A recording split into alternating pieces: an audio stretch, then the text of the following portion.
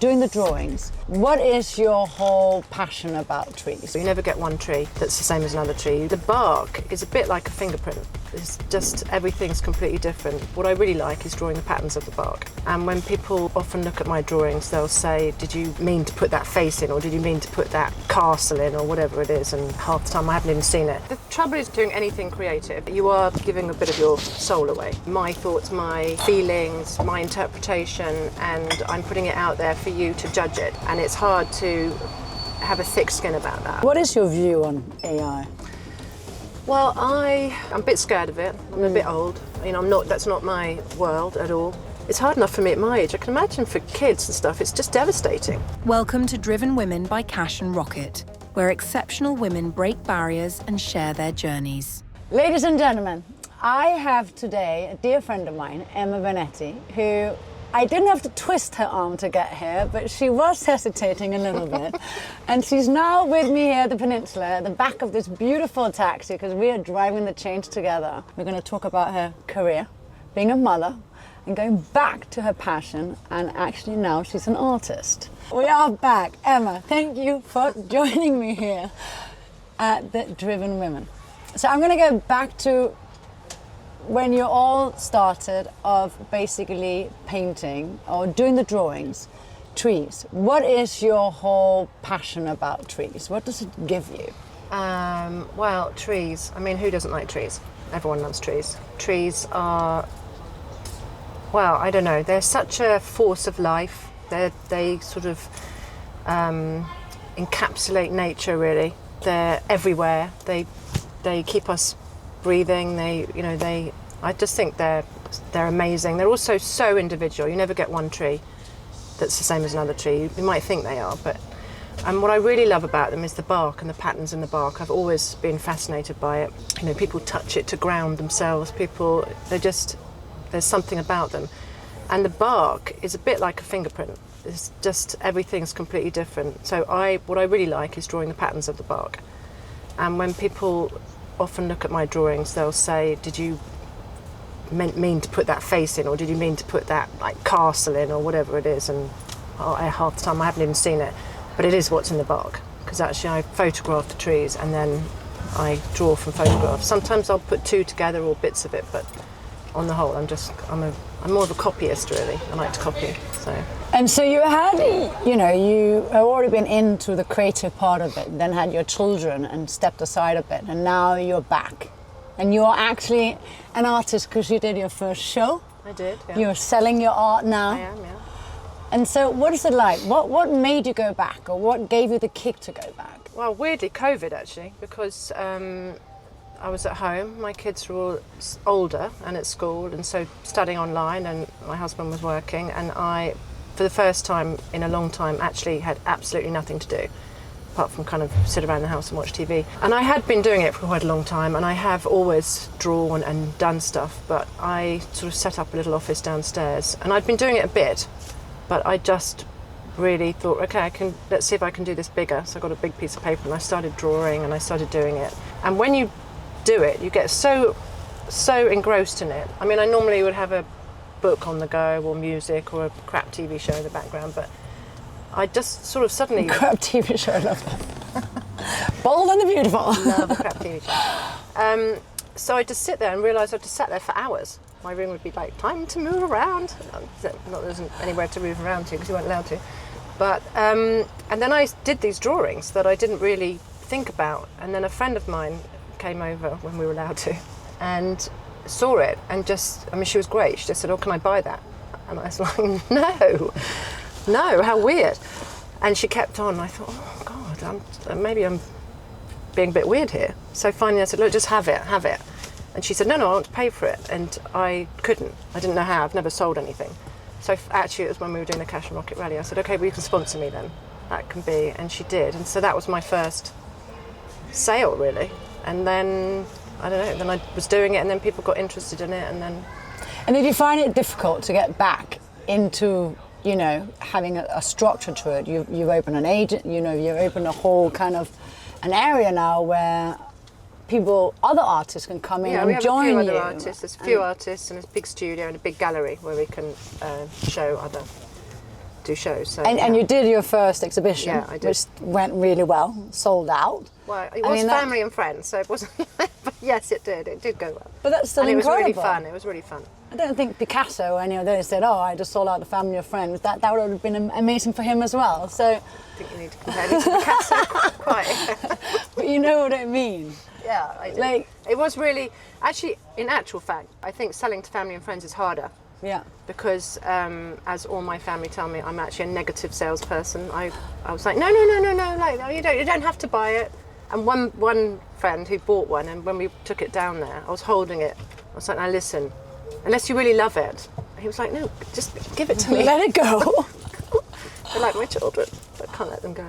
So it felt then how did it make you feel? After that show, your confidence must be up saying, wow, I did this. I created this and it was sold. Yeah, no, it is. And I love it. I love it that people want them. But I think the trouble is with doing anything creative, why it's harder than when you just have a job, and I had loads of jobs, is that you are giving a bit of your soul away.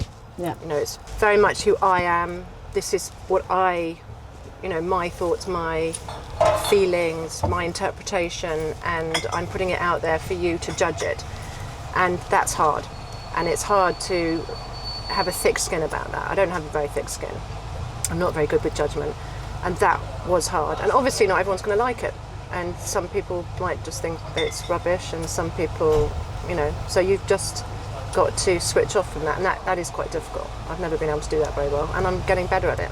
And not mind. Actually, it's not caring. I don't mind. Not everybody has to like it. But Yeah. this is what I'm doing, yeah. But obviously a lot of people did like it because it was empty by the time the whole exhibition was over. So what's the new kind of, is it always going to be related to trees? No, I do other Is that- stuff. I actually do quite a lot of beach scenes, which people really like. There's something about trees that is just so fun to do. And also, I mean, I'm going to say all the cheating now, but people will say, wow, it's so amazing. How do you do it? Because it's ink. You do it with ink. And, ink is very unforgiving. It's very hard to, because once it's done, it's done. Yeah. There's no like. But with the trees, if you go wrong, just think, well, you can have a little branch here, or just put in a little nodule. But it's there. so neat, but your pieces are so... They're not. They look it, but they're not at all. It's. Okay, right now you gotta stop. You cannot say that. Cut. No, I mean, they are super neat. Yeah, but if And you it's so look, if you go detailed. to a gallery, if you look at like Picasso's pen and ink drawings from a distance, it looks, where he's cross-hatching, and you think that's incredible. When you go really, really, really close, it's kind of scribbling. It's doodling. Right. It's scribbling, and actually the over-scribbling and is what it is where it gets the life of it. Right. And that's actually what makes it, have a depth to it. It's cross-hatching is scribbling. Well, probably shouldn't say that. And so when you're creating these pieces, is there some, your personal emotions coming out through that kind of journey? I'm guessing each piece has a journey. They do. Actually, at the beginning, I could have told you which TV series or which book I listened to. When sometimes I was watching something about serial killing, it was a really dark thing, and the really light ones of some comedy or something, I'd be like, oh yeah, that was Frankie Grace, or that was some horrible thing. And me, I don't know. I think I pick the tree, unless it's a commission. I've done some commissions, which are a bit harder. But when I Why are they harder? because they're not necessarily what I want to draw.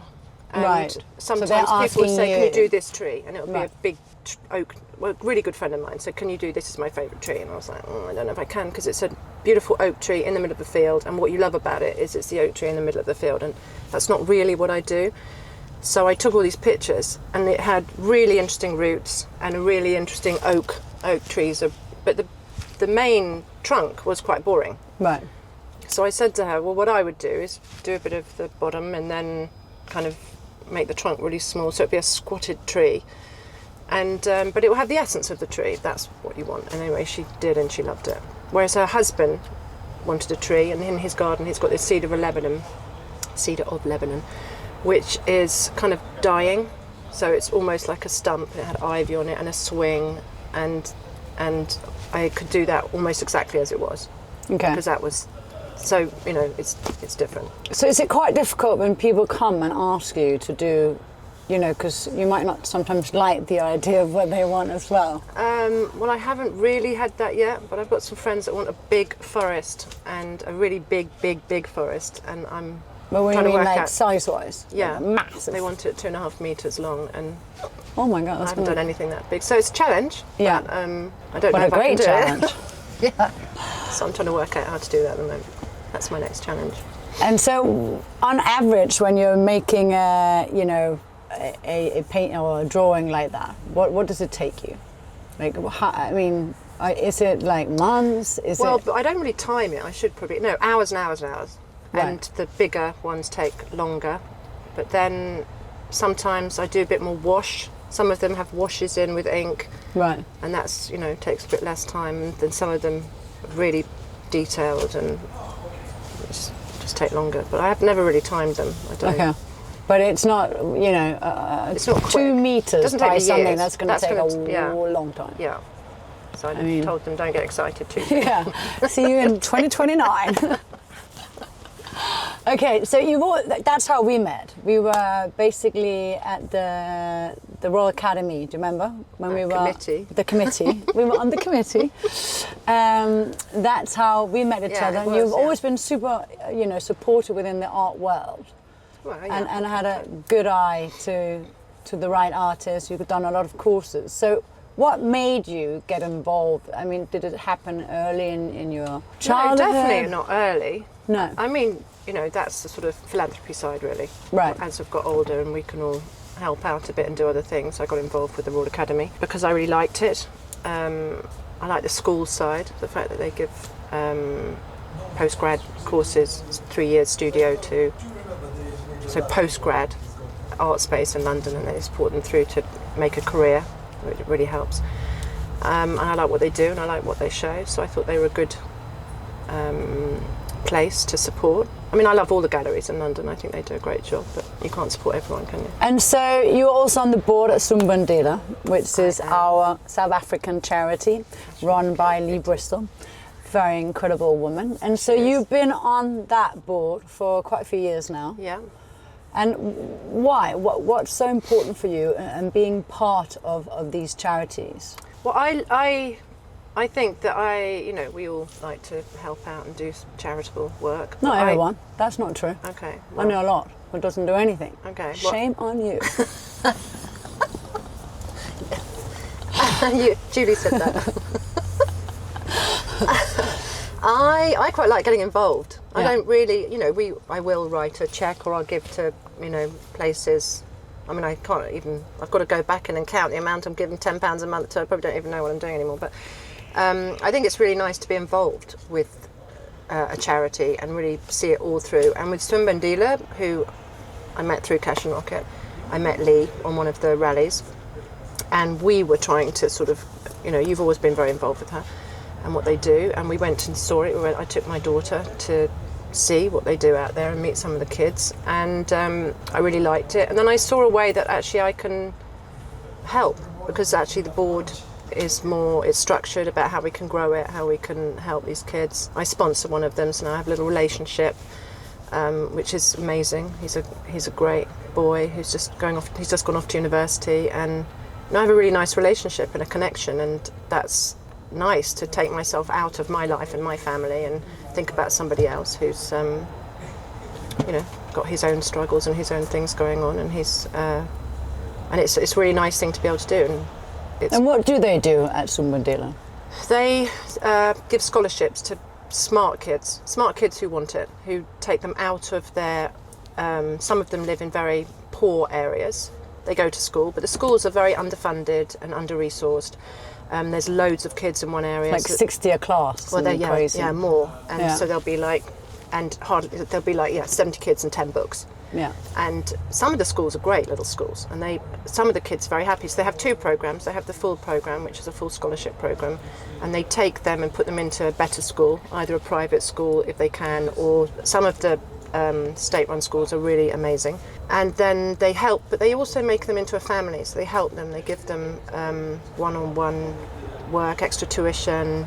You know, actually, what they give them is they become like a part of a family. Yeah. And then they have the other program where kids are that anyone who gets through to a certain level, they become the Saturday students, and they just come in on a Saturday. And actually a lot of them love that because they like their schools, but they don't get the extra, like they don't get a chance to be on a computer, or they don't get anyone to advise them about going to university, or they don't, stuff like that, so they get the extra stuff, and that works very well too.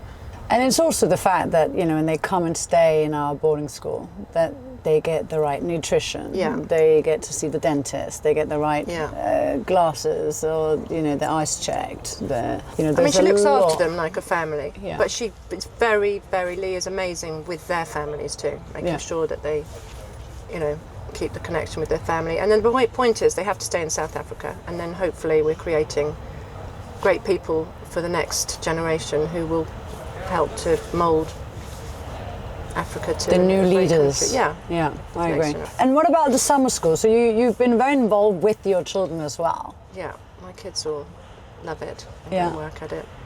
The summer school is at the end of the year they do just a week's long kind of summer school, which is a lot of education. They have a school in America who sends some teachers to help, so they're getting some of this, and then they do sport, and they just have a week all together just before the summer break to be together, celebrate the year. They do a play, and they do all sorts of things that they would never really get to do in their life. And that school is at Riverdale? Yes. Okay.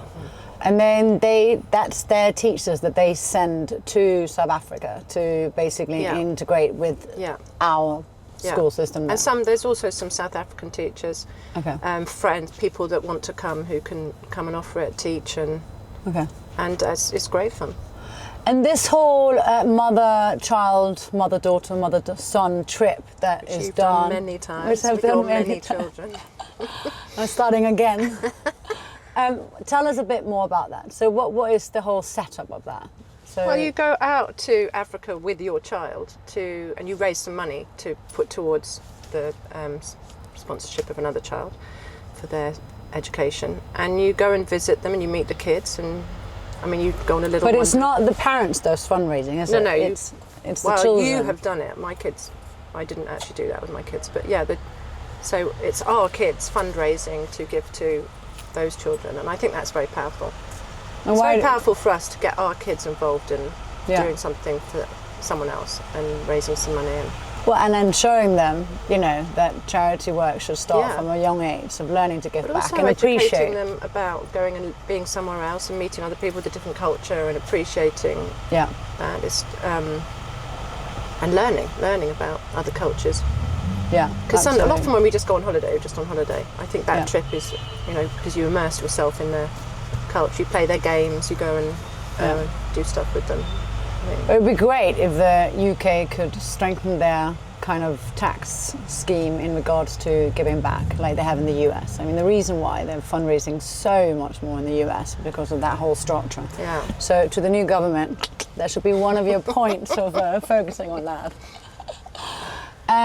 So tell me, being a mother, now all the children are growing up, moving away, what is that? You hate it? Hate it. Hate it. And tell me more about stay under my roof, if possible. No, I think it's really hard, but you must hate it too. Yeah. I mean, there's moments, like, thank God they've gone left, but not really. The door's there. But what is it that, what is it? I loved being a mum. I was very happy to give up. I had jobs. I was very happy to leave. I was very happy to be a stay-at-home mum. I got very involved with the schools. I really loved it. Really loved being a mum. And I didn't have a career as such, which I had to, you know, choose whether I wanted, because it's very hard for some women, I know, giving up or taking a break from their career and then not really being able to go back in. I didn't have that. And actually, I think I threw my art side into the kids, you know, when it came to costume day. Everything was homemade. They'd be like, I just want something from Amazon, please. I don't want to be this papier-mâché pig head. Well, how amazing though. Yeah, they didn't love it. Well, actually, you know, they look back now and say, wow, that was quite a cool costume. Anyway, you know, it was fun. I loved all that. I really, really loved it. Yeah. And so now they're all uni, finished, graduated, working. So what is it because you're still seeing them for, you know, the weekends here and there? Yeah, they're home a lot. I mean, especially at uni, they come back a lot. Mine are in England. Oh, and there's still a lot. As you know, you get the phone calls, but it's Yeah. not the same. I Yeah. miss it. What do you miss? just Having miss- breakfast together, having moaning children. There's little kids. Yeah. Having little kids around. I loved it. I loved that time. I remember saying to my husband, these are the years. Yeah. You know, I know we're going to say they were the golden years, but these are the golden years. Let's remember every minute. It's, you know, it's tough sometimes. It's hard Yeah. work, Yeah. but I love them now. It's just different. But I think it's really important to. This is my years, my few years, and got to make the most of it and have fun, and because that's what it's all about. Yeah.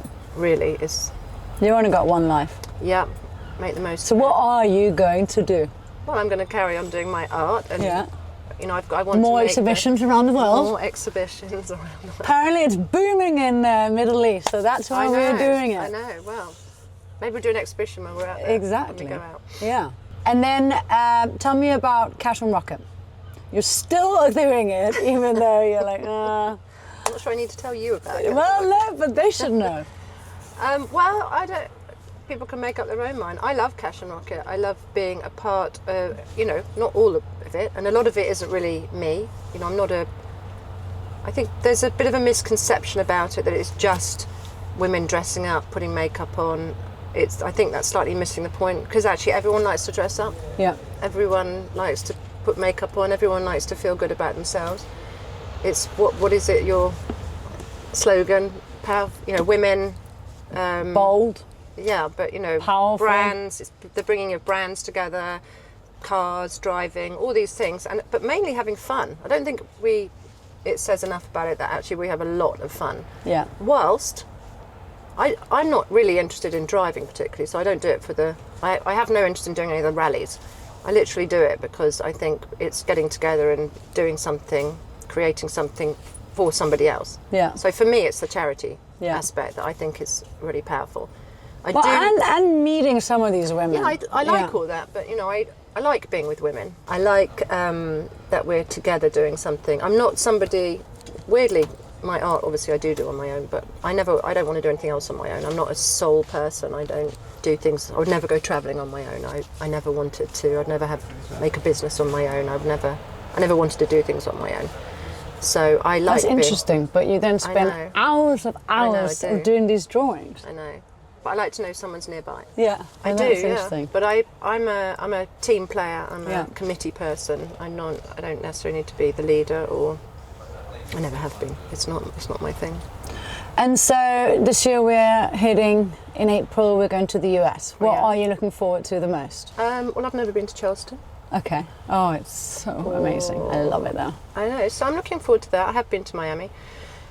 Have you been to Palm Beach? I think I have actually Okay. once. Jacksonville? No. So the beginning of it would be fun. Yeah. I like the driving part. I like the going from one place to the next. Doing So it with my the crazy friend. adventure. Yeah, I do. I think it is a bit of an adventure. It's nice to do it. I like the. It's fun. It's 4 days out. It's nice, and it's nice to take yourself out of your Comfort normality and what you do. Yeah. And just do something completely different. Meet completely different people. Some you'll become friends with, some you won't. It's Yeah. just fine. I don't hate anybody, but like that's just how it is. But you meet people in completely different walks of life than yourself, and I find that really interesting. Yeah. That you wouldn't meet otherwise. So we are obviously all trying to find rental cars at the moment, which has been interesting. We obviously had a electric tour We did, one yeah, year, it was a disastrous. disaster. We had a classic car this summer. You did the classic car. It's I also- think I'm too old for a classic car. I am the classic. That was also a disaster. We basically broke down every 5 minutes. Just doing a normal one this time. Yeah, so now we're a normal one. So what are your car? You say you're not into the drive so much, it's not about that. I don't really care too much about cars, but I do like the roof down. So whatever it is, I have the roof down. Yeah. Yeah, that's really like- why I want to find that. If I'd love the Bentley glowing GT. locks to go in it, but I don't. But I have a nice scarf hanging out of that. Exactly. Some good hats. Yeah. Yeah, tied on very neatly. Okay, so in the future, are there other things that your inspiration that brings you back to your artwork? You know, traveling, going on the tour, you see certain things that would kind of have? I do. I mean, I think once you really get into your art, I think the difference of becoming an artist early on, I mean, maybe it's different for everybody, I haven't discussed it too often, but I've got a few art friends, and once you switch into that, you are just constantly looking around. Well, that's interesting, I can see that. And you know, now, I mean, I drive everyone crazy by taking pictures of trees. I've got thousands and thousands and thousands of pictures of trees, some of the most boring trees ever, and I'm like, why did I take that? I can't remember, but I must have seen something in it that I thought was quite interesting. That moment. But as I said, I want to do more I love the sea as well, the patterns in the sea. I want to do some more of that. Rocks Right. I haven't mastered yet, because any time I've tried to draw them, actually just look like boring rocks. I haven't worked out how to turn it into art, but I'm sort of looking at that. Because they also got a lot of history with it, how they are formed and everything. But they're kind of already art, so are trees, but I haven't worked out how to make that look more interesting, but I haven't spent any time on it. So there's loads of things. I kind of see it everywhere. Oh, I'd like to do that, I've got a big printing press in my studio. I want to do more printing, but it's making time. And actually, I'm also at a point in my life where because the kids aren't there, I'm sort of travelling more and just doing more things, so I don't make so much time. Yeah. And the drawing I can take anywhere, but the printing press obviously is huge, so I can't. So. And is there anything when it comes to, when you were young, and kind of an advice or anything that in regards to suddenly going back to that passion, that you would have said to yourself, oh, I wish I'd done this, or? Well, I wish I'd been braver. Right. I think I've done a lot of kind of soul searching on this, about whether it's because I'm, everyone talks about low self-esteem, or I don't think I have low self-esteem, and I was quite a shy child. And I was quite early on told, very young, went to a convent and was told by a very not particularly nice nun that I was really stupid. Oh God. Which I think I carried through with me. Yeah. And it took me a long time to not have that in the back of my head. And work through that. And actually don't be stupid. So don't put yourself out there because you're going to look stupid. And I think that's what I mean about being brave. There were lots of times I would say no to things, or I'm not going to do that because of that comment. Well, that was the start of it. Yeah. I think when you look back into your life, often you can see, that. Yeah. What happened there? Yeah. Yeah. And I did this thing in therapy once where she kind of took me back to it and to talk to the nun, and I was like, she said, "What do you want to say?" And I said, "Ugh, nothing." But why I couldn't have felt like that at the age of 7 or whatever it was. But it's amazing what can trigger you to start on a journey of just not feeling. So if you saw that nun tomorrow, she'd probably be 150. Okay, good for her. Longevity. I have to say why. Then, why did you do that? But actually, as adults, I think you have to look with your kids, with friends' kids. It's so easy to be flippant and say something that can really affect them. When you tell them off, or you just make a comment about how they look, or what they're wearing, or what they said to their friend. Or I think it's really important. That's why. I'm quite a believer in therapy if it's right. Yeah. And being able to talk to your kids and say sorry. Yeah. Go and say sorry. I know I said that, but actually that was a really rubbish thing to say. I didn't mean that. Yeah. Whatever it was. Because we can all be so hurtful. Yeah. And just so dismissive of people, and so thoughtless about how we say things to friends, to people. Is that a hint? No, I'm kidding. I can always say everything.